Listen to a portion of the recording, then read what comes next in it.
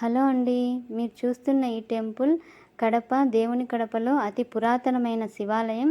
ఇక్కడ ప్రతి అమావాస్యకు అష్టమికి కాలభైరవ స్వామికి గుమ్మడికాయ దీపం వెలిగిస్తారు. నేను వెలిగించాలని గుడికి వచ్చాను. నేను వచ్చేసరికి పూజ ఇంకా స్టార్ట్ కాలేదు. అందరూ పూజకు సిద్ధం చేసుకుంటున్నారు.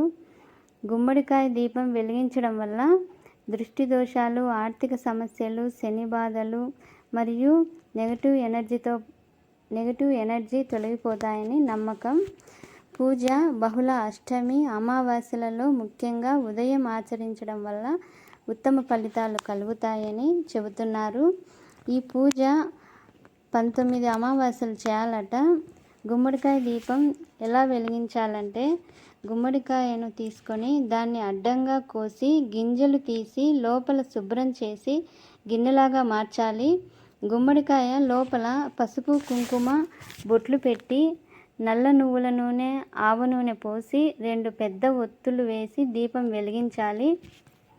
కాలభైరవ స్వామిని స్మరిస్తూ పంచోపచార పూజ చేసి కాలభైరవ అష్టకం చదవాలి. ఈ పరిహారం వల్ల కాలసర్ప దోషము, రాహుకేతు దోషాలు కూడా తొలగిపోతాయని భైరవతత్వం ప్రకారం ఇది అత్యంత శక్తివంతమైనదని భావిస్తారు. ఇక్కడ పూజ స్టార్ట్ అయింది. కాలభైరవ స్వామికి అభిషేకం, హోమం జరుపుతారు. ప్రతి అమావాస్యకు పూజ చాలా బాగా జరుగుతుంది.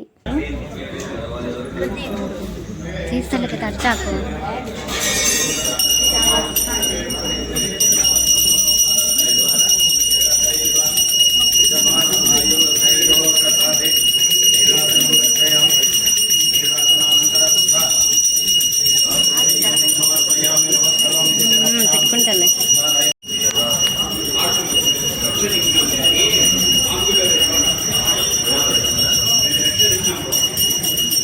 హోమం అయితే ఇలా జరిగిందండి. అందరూ హోమంలో పాల్గొన్నారు. చాలా బాగా చేశారు.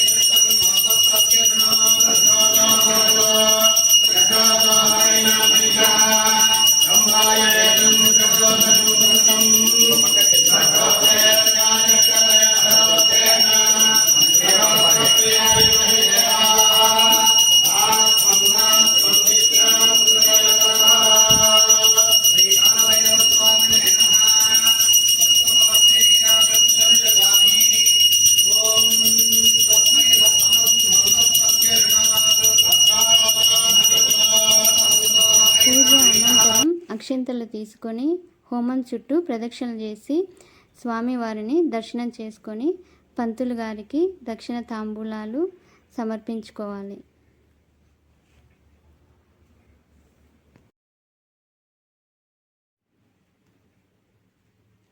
Thanks for watching. మీకు ఈ వీడియో నచ్చినట్లయితే లైక్ చేయండి.